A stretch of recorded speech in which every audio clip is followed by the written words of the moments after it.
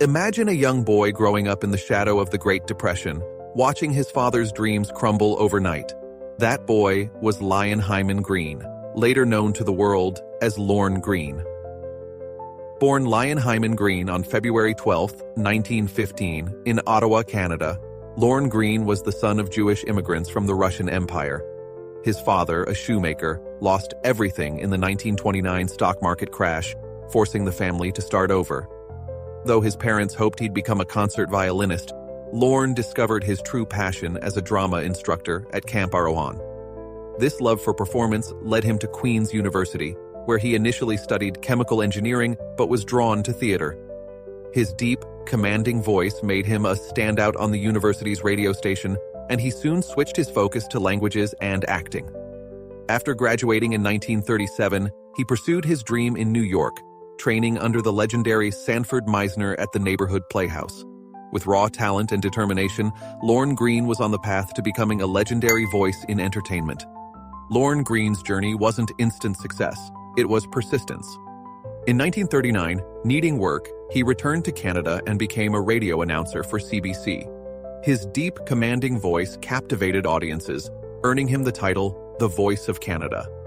Then came World War II. As CBC's principal newsreader, his nightly war reports gripped the nation, earning him a darker nickname, the Voice of Doom. His voice carried the weight of history, narrating films like Churchill's Island, which won the first ever Academy Award for Best Documentary. Beyond his voice, he was an innovator. He invented a backward-running stopwatch, revolutionizing radio timing, a tool still used in broadcasting today. In 1945, he opened the Lorne Greene Academy of Radio Arts, training future legends like Leslie Nielsen and James Doohan.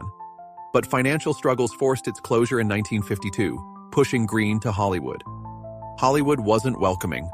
His deep voice typecast him as authority figures, limiting roles. But instead of resisting, he embraced it.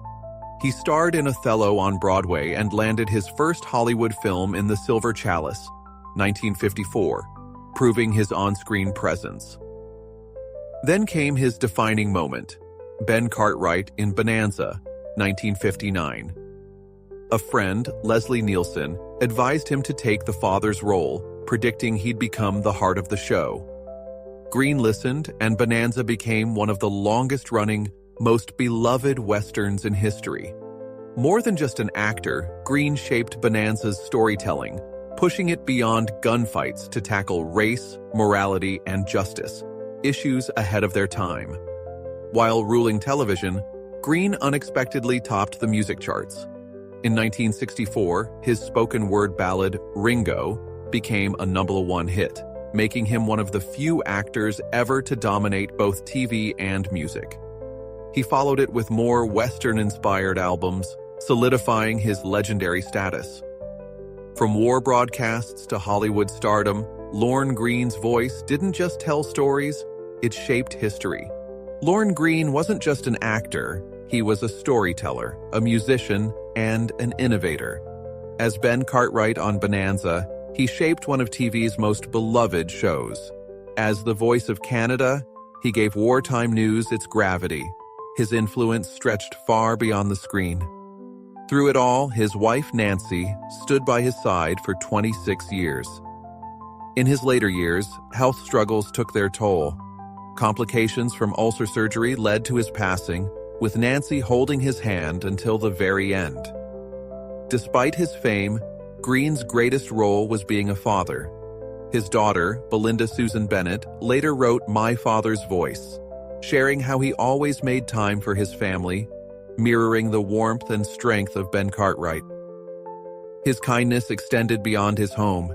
He guided his Bonanza co-stars into business, helping them build lasting success.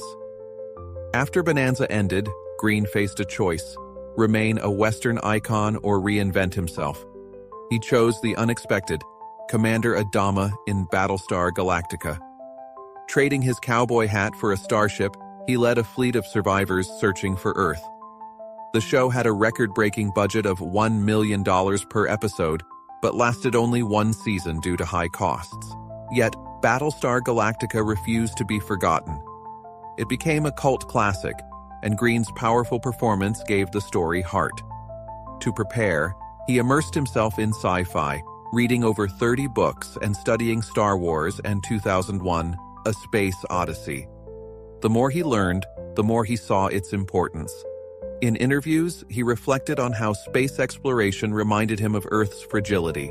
From westerns to space odysseys, from wartime broadcasts to chart-topping music, Lorne Greene's voice shaped generations.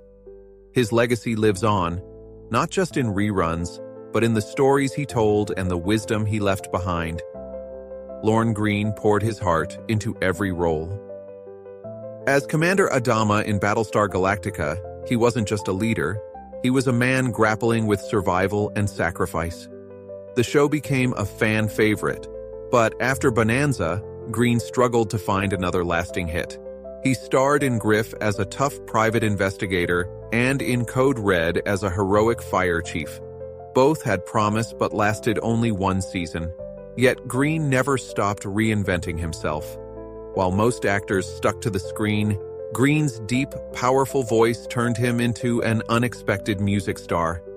His spoken-word ballad Ringo hit #1 on the Billboard Hot 100, a rare feat for an actor. Albums like Welcome to the Ponderosa and Portrait of the West captured the spirit of the frontier, making his music as timeless as his performances. Even today, collectors seek out his records, drawn to the storytelling magic he brought to every word. Beyond Hollywood, Greene was a fierce advocate for wildlife. Hosting Lorne Greene's New Wilderness, he brought nature's beauty to millions. But his dedication started long before. He quietly supported conservation efforts, donated to the Humane Society, and used his influence to protect endangered species. He never sought praise, he simply believed in doing what was right. Before Star Trek, a young William Shatner was just another hopeful actor in Canadian theater.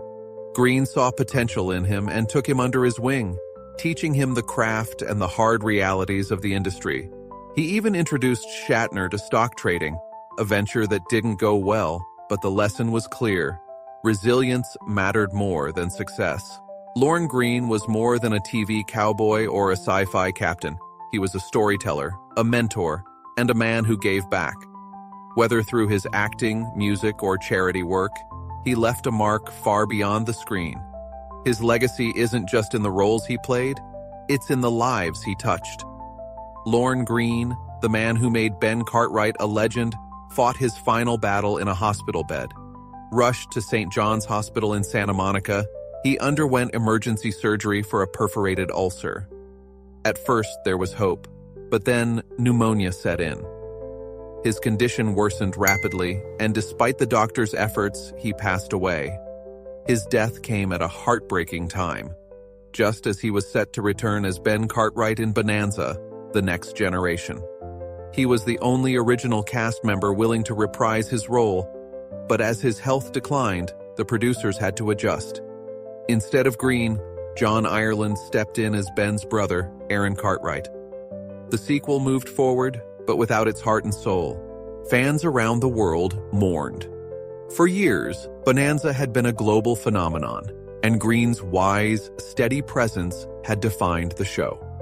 In the wake of his passing, reruns surged in popularity as audiences clung to the memories of the man who had been America's favorite TV father. Though he was gone, his voice, his presence, and his unshakable legacy lived on, forever etched in television history.